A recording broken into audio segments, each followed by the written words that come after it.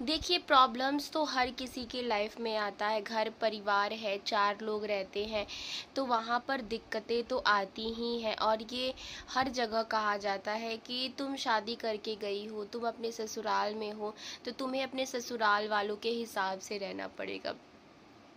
लेकिन मुझे ये बात नहीं समझ में आती है कि ठीक है, अगर हम समझ रहे हैं, हम कुछ चीज़ें किसी के लिए सेक्रीफाइस कर रहे हैं, हम कोई चीज़ कर रहे हैं, तो सामने वाला इंसान क्यों नहीं कर रहा है? कोई मुझे समझने के लिए तैयार नहीं है, कोई भी। मेरे हस्बैंड जी, जो मतलब यही कि मैं कल की ही बात बता रही हूँ आपको। कल ना ऐसे 10,000 रुपये लेकर के आए थे, और उसको मैंने बोला कि बस रख दीजिए, उसको हम ज़रूरत के वक्त खर्चा करेंगे। तो नहीं, हमको ऐसे खर्चा करना, हमको वैसे खर्चा करना है। और उसी बात पर ना इतना ज़्यादा बवाल इन्होंने खड़ा कर दिया कि पूछो ना। और अब ऐसा लग रहा है ना कि बर्दाश्त करने की सीमा भी नहीं है। और उसी की वजह से, यही सब के चक्कर में ना, कल मुझे कान में चोट लग गया, और आज ना मेरा कान बहुत तेज़ दुख रहा है, अजीब सा हो रहा है, मतलब एकदम सुन्न जैसा, छनछनाहट जैसा हो रहा है।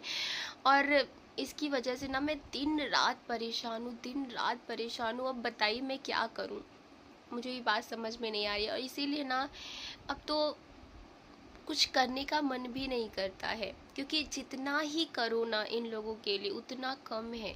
कभी कभी सास की बारी आती है, कभी हस्बैंड जी की बारी आती है, कभी जेठानी की बारी आती है, कभी ननद की बारी आती है। मतलब बारी बारी से सब लोग ना मुझे भूजने के लिए यहाँ पर हैं। मैं तो तंग आ चुकी, और मैं रो रो के, मेरे आंसू भी ना आंखों से जैसे लग रहा है कि सूख ही गए हैं। मेरे आंख के नीचे पूरा ऐसे डार्क सर्कल भी पड़ चुके हैं। हो सकता है यहाँ पर फ़ोन में कैमरा में ना दिख रहा हो, बट पूरा ऐसे हो चुका है। अब मैं क्या करूँ, कुछ समझ में ही नहीं आ रहा है। अभी नवरात्रि का समय चल रहा है, और सब लोग व्रत भी हैं, कुछ लोग व्रत है, कुछ लोग व्रत नहीं है।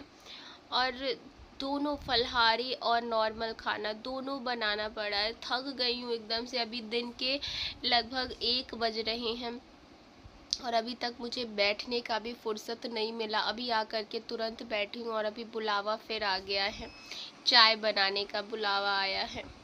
अभी जा कर के चाय बनाना है सबके लिए। क्या करूँ, कुछ समझ में